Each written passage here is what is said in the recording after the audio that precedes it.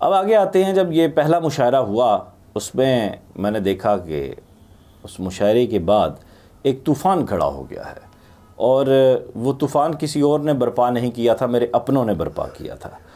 और उसके नतीजे में मेरी पर्सनैलिटी को सबसे ज़्यादा हिट किया गया, खूब रगड़ा लगाया गया। धोबी घाट पे शायद इस तरह धोबी पटके भी नहीं मारे जाते कपड़ों को जिस तरह मुझे पटका गया। अस्सलाम वालेकुम जी, आप देख रहे हैं सुखन टीवी और मैं हूं वकास अज़ीज़। आज मैं सीनियर्स के रवैये और नस्ल नौ मुशायरा के हवाले से बात करूंगा। उससे पहले आपसे गुजारिश है कि सुखन टीवी को सब्सक्राइब करें और लाइक करें। नाज़रीन किराम, कोंपल जब फूटती है तो उससे पहले ज़मीन जिसमें उस बीज को दबाया जाता है वो अपना सर निकालने के लिए बहुत जतन करती है, और बिल आखिर उसके अंदर की जो ताज़गी होती है, उसके अंदर जो नमू की एक ख्वाहिश होती है, वो ज़मीन का सीना चीर कर बाहर आ जाती है, और फिर वो एक आहिस्ता आहिस्ता तनावर दरख्त बनने की जानिब बढ़ती है।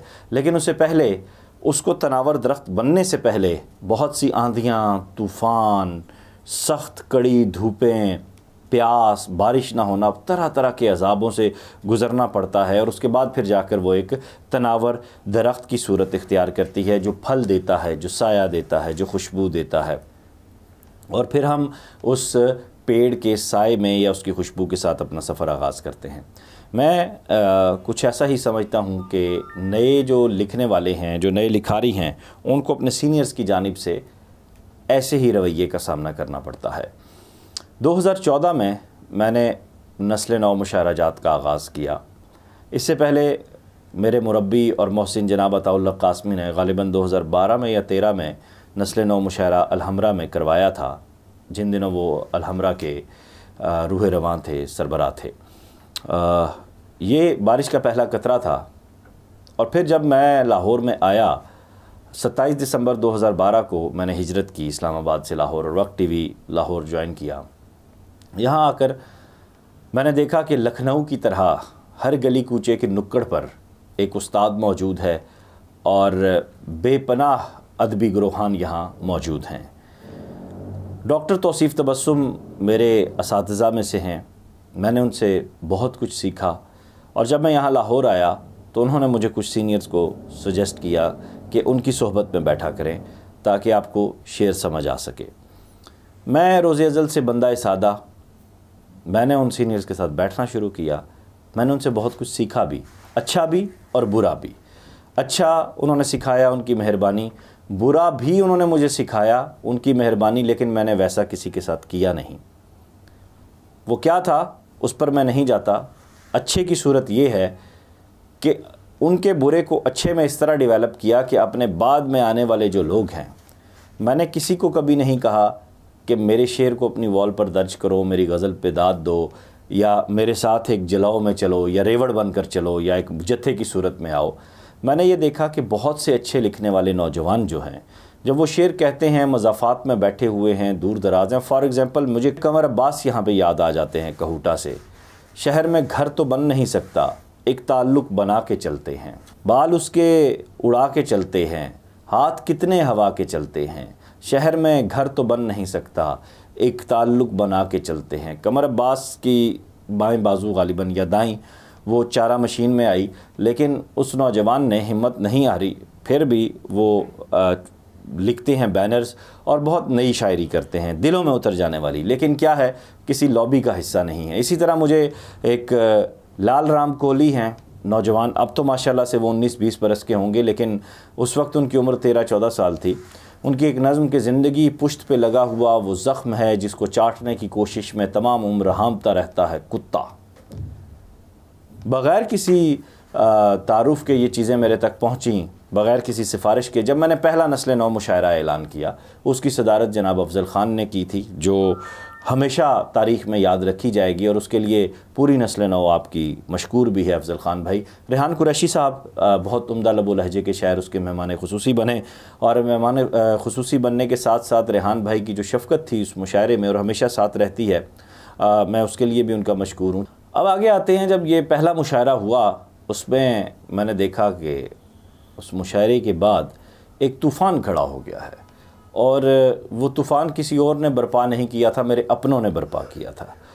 और उसके नतीजे में मेरी पर्सनैलिटी को सबसे ज़्यादा हिट किया गया, खूब रगड़ा लगाया गया। धोबी घाट पे शायद इस तरह धोबी पटके भी नहीं मारे जाते कपड़ों को जिस तरह मुझे पटका गया। अच्छा, मुझे समझ नहीं आई इन चीज़ों की, क्योंकि ज़िंदगी में कभी पढ़े ही नहीं, ना तरबियत का फ़ोकस थी ये चीज़ें। मैंने सिलसिला अल्लाह का नाम लेकर अगला जब मुशायरा किया तो उसमें तो जौक दर जौक मुझे पूरे पाकिस्तान से, हिंदुस्तान से, जहाँ जहाँ उर्दू बोली लिखी पढ़ी जाती है, दोस्तों ने रजू किया।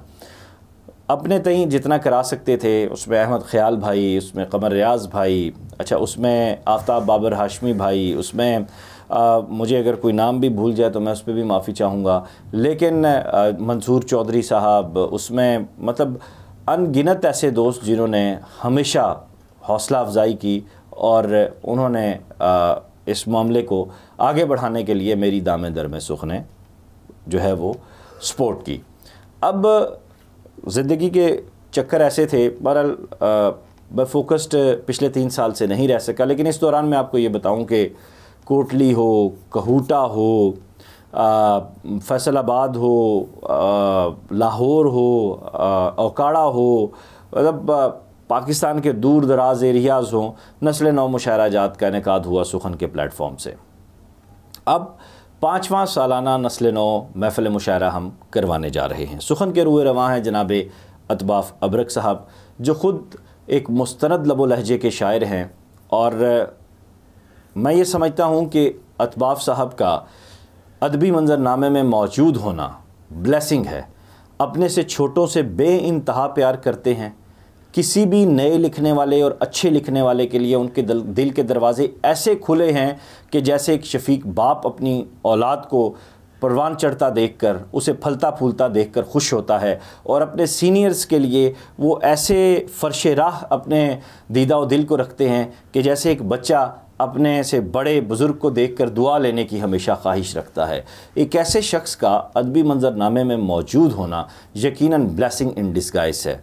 इस मुशायरे को लेकर भी मुझे बहुत से दोस्तों ने बहुत ही हौसला अफजाई की मैसेजेस किए, और बहुत से दोस्तों ने बहुत से नाम भी रिकमेंड किए, जिसके बाद मैं ये सारी बातें करने पे मजबूर हुआ हूँ।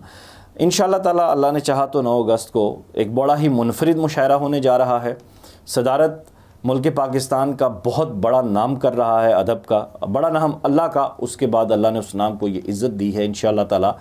और आप देखेंगे कि बग़ैर किसी लॉबी के, बग़ैर किसी सिफारिश के, बग़ैर किसी रवैये के, सिर्फ़ अच्छा शेर कहने वाले 15 से 17 नौजवान इस मुशायरे का हिस्सा होंगे। अवार्ड्स का बाकायदा इजरा किया जाएगा, और उसके साथ साथ जो खिदमत हम कर सके दामे दरमे सुखन के प्लेटफॉर्म से वो ज़रूर करेंगे। और इससे पहले जो दोस्त कुछ माजी की चीज़ों का हवाला दे रहे थे, तो मैं ये गुजारिश करूं कि जब आप अकेले निकलते हैं एक सफ़र पर, तो फिर आपको बहुत सी कमियां बेशियां आपसे हो भी जाती हैं और करवा भी दी जाती हैं।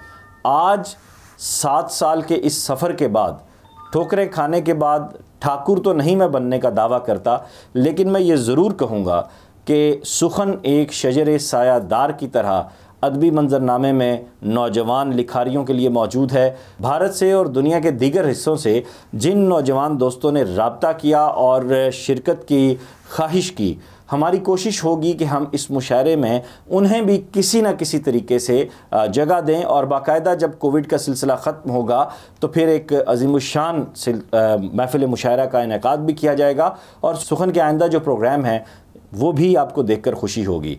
नस्ल नौ के इन प्रोग्रामों के साथ साथ मैं ये बात भी वाज़ेह करता चलूँ कि सुखन ने 700 से ज़ायद सीनियर्स के इंटरव्यूज़ किए हैं, जो इस बात की गम्माज़ी है कि हम अपने सीनियर्स से मोहब्बत करते हैं, चाहे वो जैसा भी सलूक हमारे साथ रवा रखें। और मैंने जो आगाज़ में बात की वो किसी सीनियर के अगेंस्ट नहीं है, ना किसी से कोई लड़ाई है, बस यही गुजारिश है, यही मुद्दबाना दरख्वास्त है कि खुदारा हम आपके बाद के लोग हैं। क्या आपके सीनियर्स ने आपके साथ इतना बुरा सलूक किया कि आप अपने बाद की मासूम कलियों को कुचलना चाहते हैं? आप हमें खुदारा अपनी दुआओं में जगह दीजिए। अगर हम गलत हैं तो हमारी रहनुमाई कीजिए और हमें अपने साथ लेकर चलिए। नौजवान किसी भी मुल्क और कौम का असासा होते हैं। हम आप जैसे पुख्ता कार शायर ना सही, हम कच्चे ही सही, लेकिन कभी कभी कच्ची हंडिया भी बहुत पके हुए से ज़्यादा स्वाद दे देती है। अपना ख्याल रखिएगा। खुदा हाफिज़।